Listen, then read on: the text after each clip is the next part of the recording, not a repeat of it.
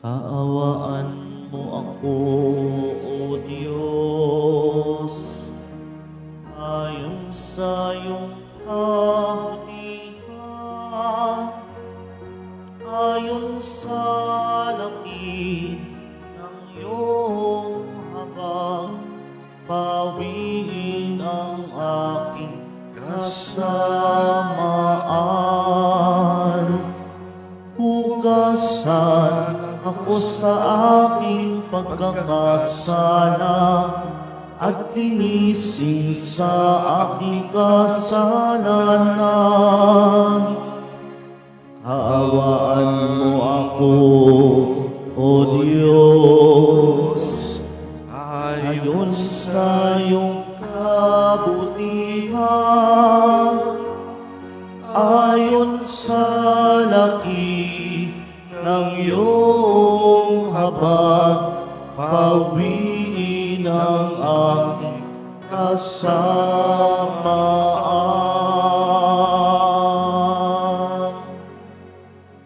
Sa ngalan ng Ama at ng Anak at ng Espiritu Santo, Amen. sumainyo ang Panginoon. At sumaiyo rin. Mga kapatid, muli tayo po ay tinipon ng ating Nuestro Padre, Jesus Nazareno, bilang kaanib ng angkan ng Diyos.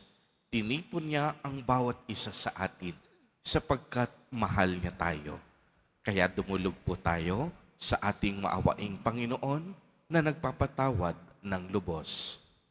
Inaamin ko sa makapangyarihang Diyos At sa inyo, mga kapatid, na lubha akong nagkasala sa isip, sa salita, sa gawa, at sa aking pagkukulang.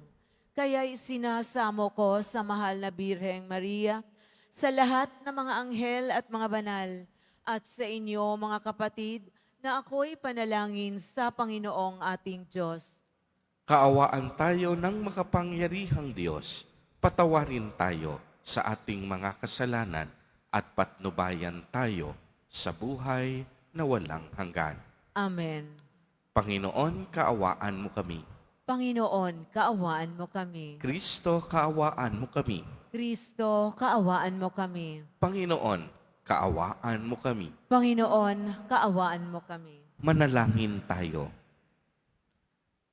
Ama naming makapangyarihan, sa iyong pagmamahal na aming maaasahan, nagiging dalisay at matibay ang iyong sambayanan.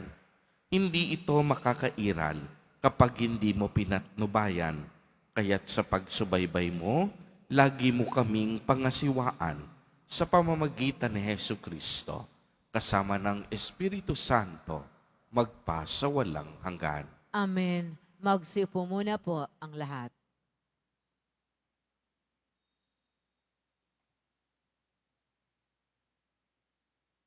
Pagbasa mula sa ikalawang aklat ng mga hari. Noong mga araw na iyon, sa Syria ay may isang pinuno na hukbo na labis na kinalulugdan ng hari pagkat matapang siya, makapangyarihan at pinapatnubay ng Panginoon, kaya laging matagumpay ang Syria. Ngunit siya ay ketongin, siya ay sinaaman. Minsan, ang mga taga-Syria ay nakabihag ng isang babaeng Israelita. Ginawa nila itong katulong ng asawa ni Naaman. Sinabi nito sa kanyang Panginoon, "Kung ang asawa ninyo ay lalapit sa propeta sa Samaria, tiyak nagagaling siya." Ang sinabi ng Israelita ay sinabi ng babae kay Naaman. Nagpunta naman ito sa hari at ibinalita ang sinabi ng utusan ng kanyang asawa. Sinabi naman ng hari, "Pumunta ka at pagdadalhin kita ng sulat sa hari ng Israel." At lumakad nga si Naaman. May dala siyang 30,000 putol ng pilak, 6,000 pirasong ginto, at 10 magagarang kasuotan. Dala rin niya ang sulat para sa hari ng Israel. Ang sulat Mahal na Haring Joram, ang may dala nito ay si Naaman na aking lingkod. Pinakikiusap kong pagalingin mo ang kanyang ketong. Nang mabasa ito ng hari ng Israel, ginahak niya ang kanyang kasuotan at sinabi, "Ako ba'y Diyos na maaaring pumatay at bumuhay? Bakit sa akin niya pinapunta ang taong ito para pagalingin sa kanyang sakit? Baka naman humahanap lang siya ng dahilan para magdigmaan kami." Nang mabalita ni Eliseo ang ginawa ng hari, ipinasabi niya, "Bakit inyo gagahakin ang iyong kasuotan? Sa akin ninyo papuntahin para malaman nilang may isang propeta rito sa Israel." Ipinasabi nga ni Haring Horam kay Naaman nang hanapin to'y si Eliseo. Kaya sumakay ito sa kanyang karwahe at nagpunta kay Eliseo kasama ang marami ang kawal na kabayuhan. Ipinasabi sa kanya ni Eliseo, "Pumunta ka sa ilog Jordan, lumubog ka ng 7 beses, at mananauli sa dati ang iyong katawan. Gagaling ang iyong ketong." Nang marinig ang sinabi ni Eliseo, nagalit si Naaman at padabog na umalis. Sinabi niya, "Akala ko pa na may sasalubungin niya ako.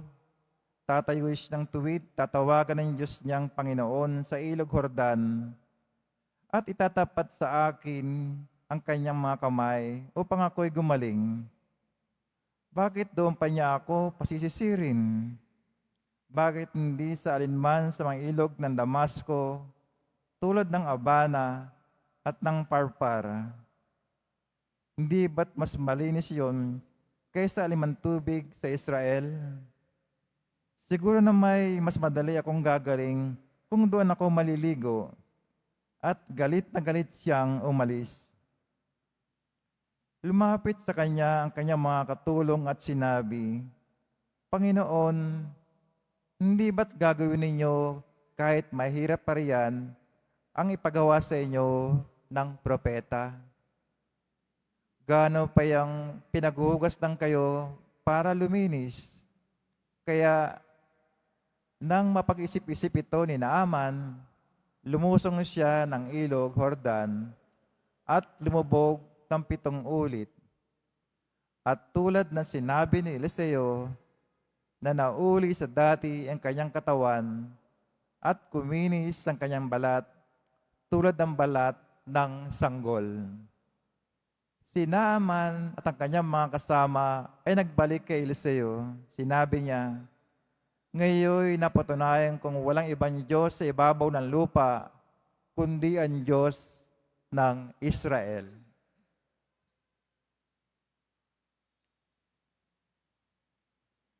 Ang salita ng Diyos. Salamat sa Diyos. Aking kinasasabikan ang Diyos na nabubuhay. Aking kinasasabikan ang Diyos na nabubuhay. Kung paanong yung batis ang hanap ng isang usa, gayon hinahanap ng Diyos ang huwaw kong kaluluwa. Aking kinasasabikan ang Diyos na nabubuhay. Nananabik ako sa Diyos, Diyos na buhay, walang iba. Kailan kaya maaring sa harap mo ay sumamba? Aking kinasasabikan ang Diyos na nabubuhay. Ang totoo at ang liwanag, buot sa iyo ay pakamtan, upang sa siyo ay mabalik sa bundok mong dakong banal, sa bundok mong pinagpala, at sa templo mong tirahan. Aking kinasasabikan ang Diyos na nabubuhay. Sa dambana mo, O Diyos, ako naman ay dudulog, yamang galak at ligaya ang sa akin iyong dulot. Sa salo ng aking alpay, magpupuri akong lubos, buong lugod na aawit ako sa Diyos na aking Diyos. Aking kinasasabikan ang Diyos na nabubuhay. Tumayo na po ang lahat.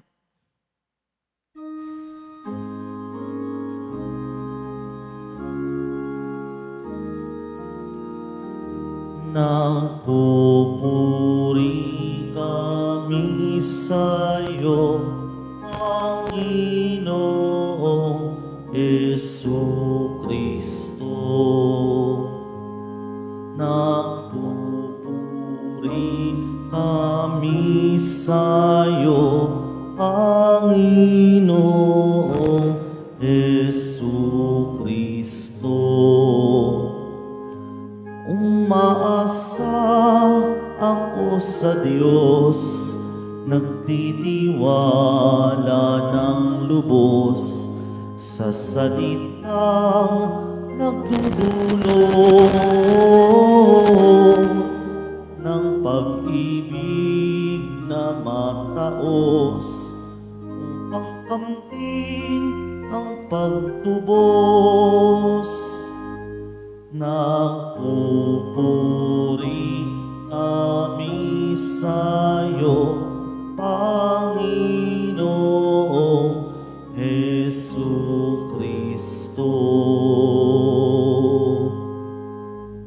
Sumainyo ang Panginoon. At sumayo rin. Ang mabuting balita ng Panginoon ayon kay San Lucas. Papuri sa iyo, Panginoon.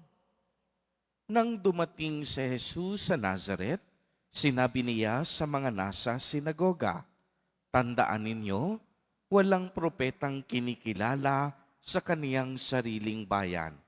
Ngunit sinasabi ko sa inyo, maraming babaeng balo sa Israel noong kapanahunan ni Elias, nang hindi umulan sa loob ng 3 taot kalahati at magkakaroon ng matinding tagutom sa buong lupain. Subalit hindi sa kanino man sa kanila pinapunta ni Elias, kung hindi sa isang babaeng balo sa Sarepta sa lupain ng Sidon. Sa dinami-dami ng mga ketongin sa Israel noong kapanahunan ni Eliseo, walang pinagaling isa man sa kanila. Sina Aman pang taga-Syria ang pinagaling. Galit na galit ang lahat ng nasa sinagoga nang marinig ito. Nagtindigan sila at ipinagtapuyan siyang palabas sa taluktok ng burol na kinatatayuan ng bayan upang ibulid sa bangin. Ngunit dumaan siya sa kalagitnaan nila at saka umalis. Ang mabuting balita ng Panginoon. Pinupuri ka namin, Panginoong Heso Kristo. Magsiupo ang lahat. Ang unang pagbasa po natin sa araw na ito ay mula sa Aklat ng Mga Hari. Ito po ay tungkol sa pagtatagpo ng propetang si Eliseo at Naaman. Narinig natin ang pangalang Naaman sa Ebanghelyo na ginamit ni Jesus Nazareno. Si Naaman po ay isang pinunong taga-Syria at siya ay may ketong. Isa siyang hintil at kapag sinabing hintil, itinuturing ng mga Hudyo na wala silang puwang sa kaligtasan. Kaya kung inyong mapapansin, ang mga Samaritano din, kagaya ng mga hintil, para sa mga Hudyo, ay hindi magkakamit ng kaligtasang mula sa Diyos. Dahil para sa kanila, isa lang ang bayang pinili, at yan ang Israel. At tanging sila lamang ang maliligtas. Kaya naman, pagmasdan ninyong mabuti, dahil sa pananampalataya at lakas ng loob ng alipin ni Naaman, sumunod siya sa pinag-uutos ni Propeta Eliseo. At dahil dito, gumaling ang kanyang ketong. Hindi ba ninyo mapapansin? Sina Aman, isang hintil, itinuturing na hindi pinagpala ng mga Hudyo. Siya ay biniyayaan ng Panginoon ng isang himala, ng isang pagpapala at ng isang pagpapagaling. Ang ganitong pangyayari ang ipinaliwanag mismo ni Jesus Nazareno sa ating ebanghelyo para sa kaniyang mga kababayan na taga Nazaret. Sapagkat ang kaniyang kababayan mismo hindi tinatanggap si Jesus Nazareno bilang anak ng Diyos, bilang dakilang propeta. Kung sino pa yung mga taga-kababayan mo, siya pa ang lumilibak, siya pa ang hindi naniniwala, siya pa ang hindi nagtitiwala. Kaya sabi mismo ni Jesus, tandaan ninyong mabuti, walang propeta ang kinikilala sa kaniyang sariling bayan. Kaya imbis na mga Hudyo ang makatanggap ng mga pagpapala at paggaling, ay napunta ito sa mga hintil at mga Samaritano. Sadyang matigas ang puso ng mga Hudyo hanggang sa kahuli-hulihan, hindi sila sumampalataya kay Jesus at hindi nila tinanggap ang kaniyang pagpapala at presensya. Pagmasdan ninyo uling mabuti ang ginawa ng mga tao sa sinagoga pagkatapos magpaliwanag si Jesus.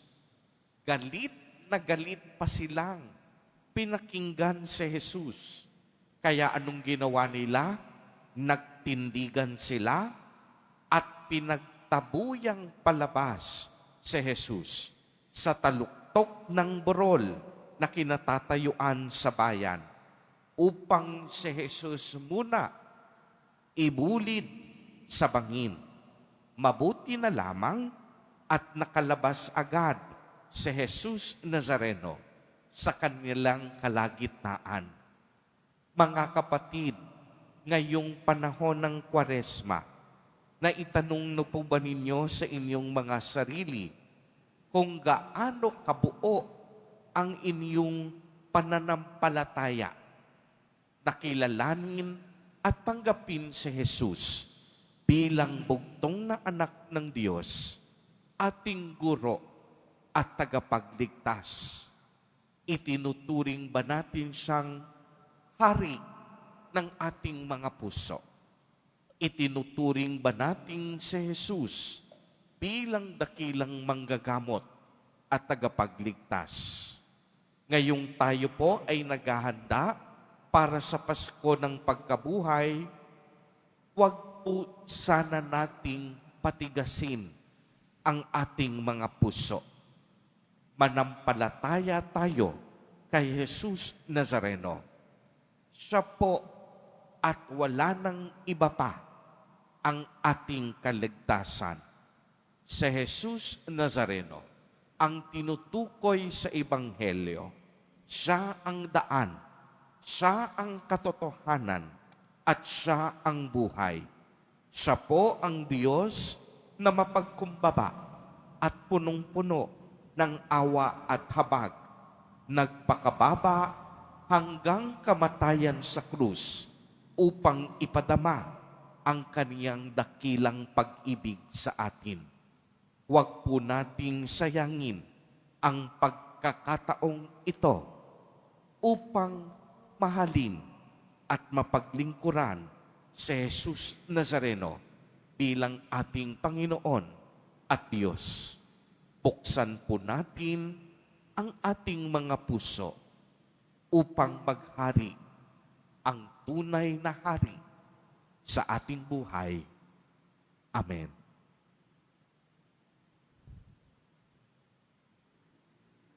Tumayo po ang lahat.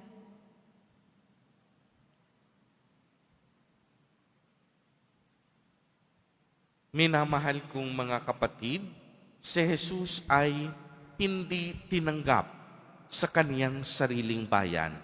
May pananampalatayang tinatanggap natin siya bilang ating Panginoon at tagapagligtas. Sa bawat panalangin ang itutugon, Panginoon, tulungan mo kaming magmahal ng tulad ni Jesus. Panginoon, tulungan mo kaming magmahal ng tulad ni Jesus. Ang mga pinuno ng simbahan naway magpahayag ng salita ng Diyos ng may tapang at isabuhay ito ng may paninindigan. Manalangin tayo. Panginoon, tulungan mo kaming magmahal ng tulad ni Jesus. Ang mga magulang na Kristiyano naway maging malakas upang makasunod kay Kristo na siyang daan at ang katotohanan at ang buhay. Manalangin tayo.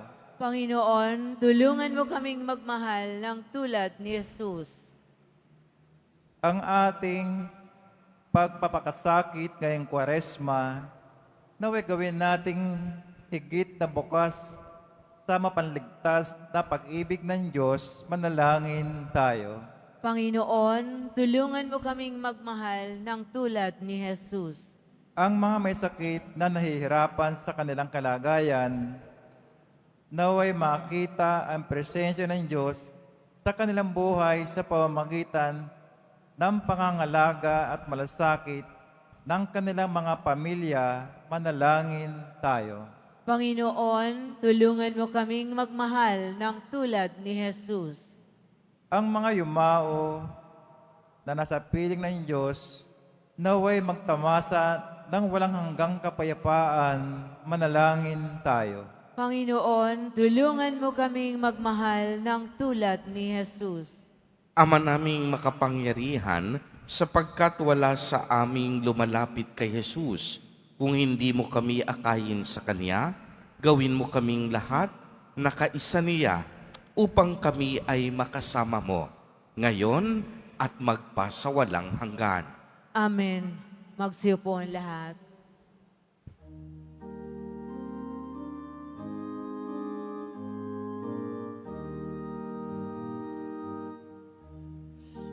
Masamo kami sa'yo,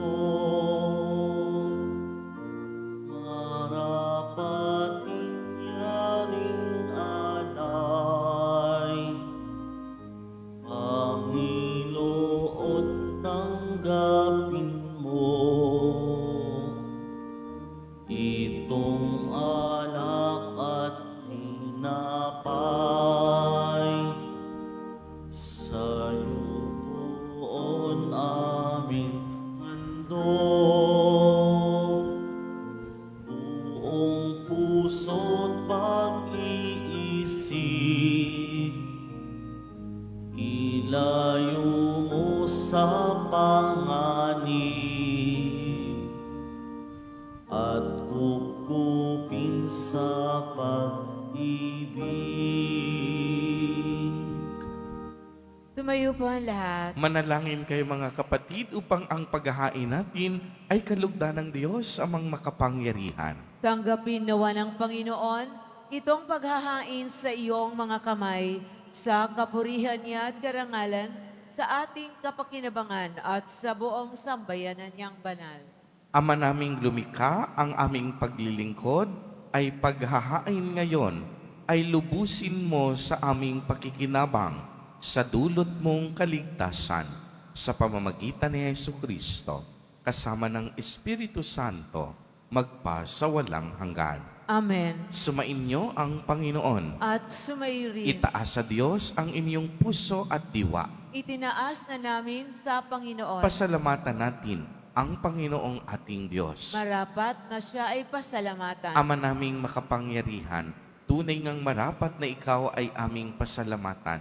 Sa pamamagitan ni Jesucristo na aming Panginoon, minarapat mong ang pagtitiis para sa naghihirap ay maging tagapaghiwatig ng pasasalamat na aming inihahain ngayon sa iyong hapag sa pagsunod namin sa giliw mong anak Ang pagkamaawain mo ay aming ginaganap upang ang pag-iimbot ay mapawing lahat sa aming pag-uugali at gawaing binabalak. Kaya kaisa ng mga anghel na nagsisiawit ng papuri sa iyo, nang walang humpay sa kalangitan, kami nagbubunyi sa iyong kadakilaan. Santo, Santo, Santo, Panginoong Diyos na mga hukbo, napupuno ang langit at lupa ng kadakilaan mo, o sana sa kaitaasan. Pinagpalang na paririto sa ngalan ng Panginoon, o sana sa kaitaasan. Lumuhod po tayo. Ama naming banal, ikaw ang bukal ng tanang kabanalan. Kaya't sa pamamagitan ng iyong Espiritu ay gawin mo pong banal ang mga kaloob na ito upang para sa amin ay maging katawan at dugo ng aming Panginoong Hesukristo. Bago niya pinagtiis ang kusang loob na maging handog, hinawakan niya ang tinapay, pinasalamatan kaniya, pinagati-hati niya iyon, iniabot sa kaniyang mga alagad at sinabi, "Tanggapin ninyong lahat ito at kanin. Ito ang aking katawan na ihahandog para sa inyo."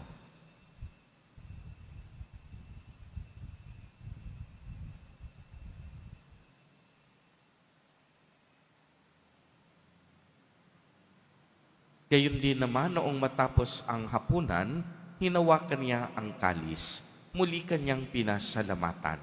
Iniabot niya ang kalis sa kaniyang mga alagad at sinabi, "Tanggapin ninyong lahat ito at inumin. Ito ang kalis ng aking dugo, ng bago at walang hanggang tipan. Ang aking dugo na ibubuhos para sa inyo at para sa lahat sa ikapagpapatawad ng mga kasalanan. Gawin ninyo ito sa pag-alaala sa akin."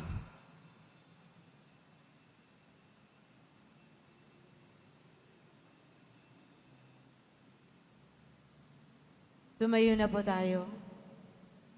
Ang misteryo ng pananampalataya. Si Kristo'y namatay, si Kristo'y nabuhay, si Kristo'y babalik sa wakas ng panahon. Ama, ginagawa po namin ngayon ang pag-alaala sa pagkamatay at muling pagkabuhay ng iyong anak. Kaya't iniaalay namin sa iyo ang tinapay na nagbibigay buhay at ang kalis na nagkakaloob ng kaligtasan. Kami po'y nagpapasalamat dahil kami iyong minarapat na tumayo sa harap mo para maglingkod sa iyo. Isinasamo namin na kaming magsasalo-salo sa katawan at dugo ni Kristo ay mabuklod sa pagkakaisa sa pamamagitan ng Espiritu Santo. Ama, tingapin mo ang iyong simbahang laganap sa buong daigdig. Puspusin mo kami sa pag-ibig kay isa ni Francisco na aming Santo Papa at ni Jose na aming Obispo at ng Tanang Kaparian. Alalahanin mo rin ang mga kapatid naming nahimlay nang may pag-asang sila'y muling mabubuhay. Gayon din ang lahat ng mga pumanaw. Kaawaan mo po sila at patuloyin sa iyong kaliwanagan. Kaawaan mo at pagindapatin kaming lahat na makasalo sa iyong buhay na walang wakas, kaisa ng mahal na Birheng Maria na Ina ng Diyos, ng kabiyak ng puso niyang si San Jose, kaisa ng mga apostol at ng lahat ng mga banal na namuhay dito sa daigdig ng kalugod-lugod sa iyo. Maipagdiwang nawa namin ang pagpupuri sa ikararangal mo sa pamamagitan ng iyong anak na aming Panginoong Hesukristo. Sa pamamagitan ni Kristo, kasama niya at sa Kanya, ang lahat ng parangal at papuri ay sa iyo, Diyos amang makapangyarihan, kasama ng Espiritu Santo, magpa sa walang hanggan. Amen. Sa tagubili ng mga nakagagaling na utos at turo ni Jesus na Panginoon natin na Diyos, ipahayag po natin ng lakas loob. Ama namin, sumasalangit ka. Sambahin ang ngalan mo, mapasa amin ang kaharian mo, sundin ang loob mo dito sa lupa para nang sa langit. Bigyan mo kami ngayon ng aming kakanin sa araw-araw at patawarin mo kami sa aming mga sala para ng pagpapatawad namin sa nagkakasala sa amin. At huwag mo kaming ipahintulot sa tukso at iadya mo kami sa lahat ng masama.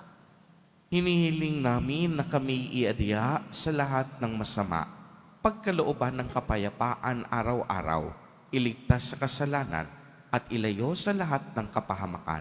Samantalang aming pinananabikan ang dakilang araw ng pagpapahayag ng tagapagligtas naming si Hesu Kristo. Sapagkat iyong karian at ang kapangyarihan at ang kapurihan magpakailanman. Amen.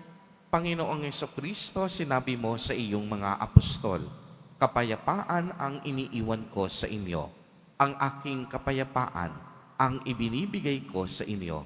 Tunghayan mo ang aming pananampalataya at huwag ang aming mga pagkakasala.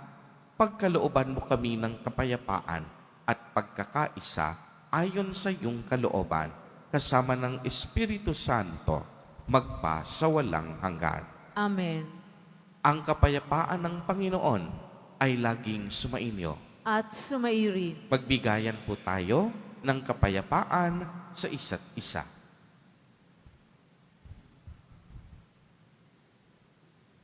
Kordero ng Diyos na nag-aalis ng mga kasalanan ng sanlibutan, maawa ka sa amin. Kordero ng Diyos na nag-aalis ng mga kasalanan ng sanlibutan, maawa ka sa amin. Kordero ng Diyos na nag-aalis ng mga kasalanan ng sanlibutan, ipagkaloob mo sa amin ang kapayapaan. Lumuhod po tayo. Ito ang kordero ng Diyos. Ito ang nag-aalis ng mga kasalanan ng sanlibutan. Mapalad ang inaanyayahan sa kaniyang piging. Panginoon, hindi ako karapat-dapat na magpatuloy sa iyo, ngunit sa isang salita mo lamang ay gagaling na ako.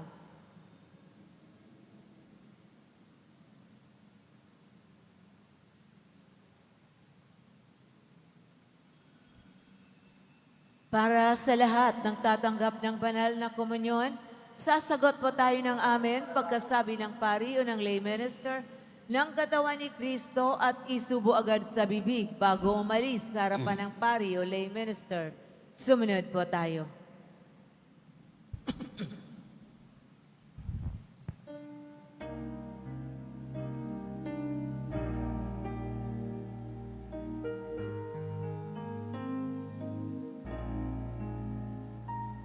The Lord upholds my life.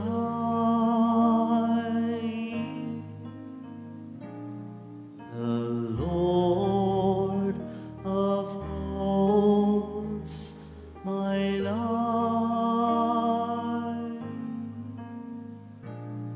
He saves me by His name, protects me by His power.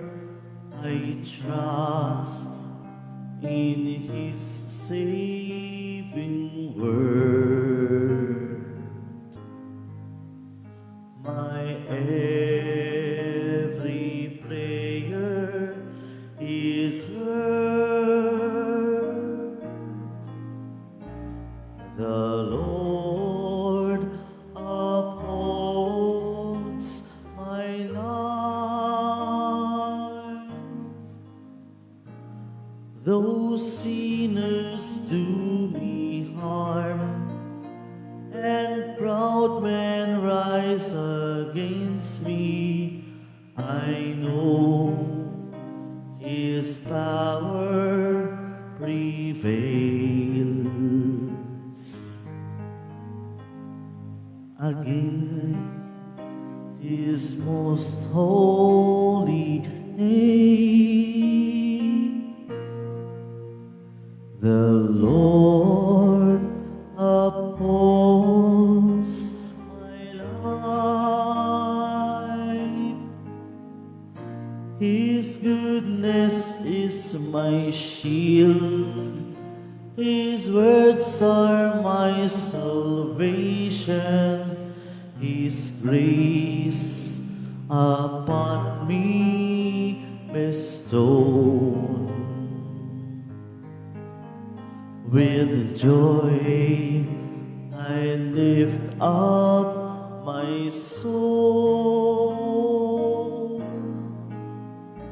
The Lord upholds my life.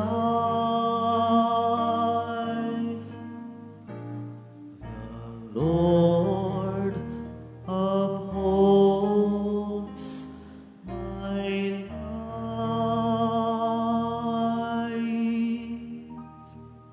Pagkatapos ng misa, wiwisikan po ang lahat ng banal na tubig.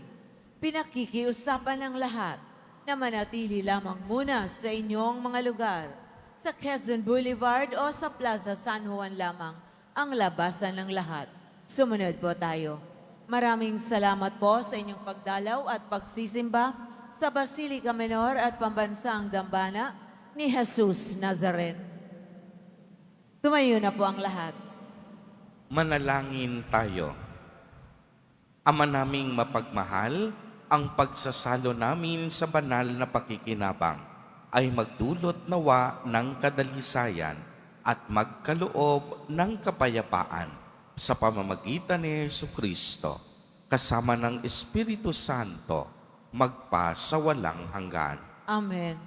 Sumainyo ang Panginoon. At sumaiyo rin. Mahal na poong Jesus Nazareno, inihayag mo sa pamamagitan ng krus ang walang maliw na pag-ibig ng Diyos sa sangkatauhan. Pakinggan mo ang kahilingan lalo na para sa mga nangangailangan ng iyong tulong at awa. Makamtanawa namin ang iyong kasagutan na may utang na loob na tinatanaw. Basbasan po ninyo itong mga imahen at dasalan upang lalo kaming manalangin at magtiwala. Sa pamamagitan ng bendisyon na ito, naway lalo kaming maging mapaglingkod, masunurin at tapat sa iyo na aming maluwalhating Panginoon, magpa sa walang hanggan. Amen. At pagpalain po kayong lahat at ng inyong buong pamilya ng makapangyarihang Diyos, Ama, Anak, at Espiritu Santo. Amen. Humayo kayong taglay ang pag-ibig at kapayapaan ng poong Jesus Nazareno. Salamat sa Diyos.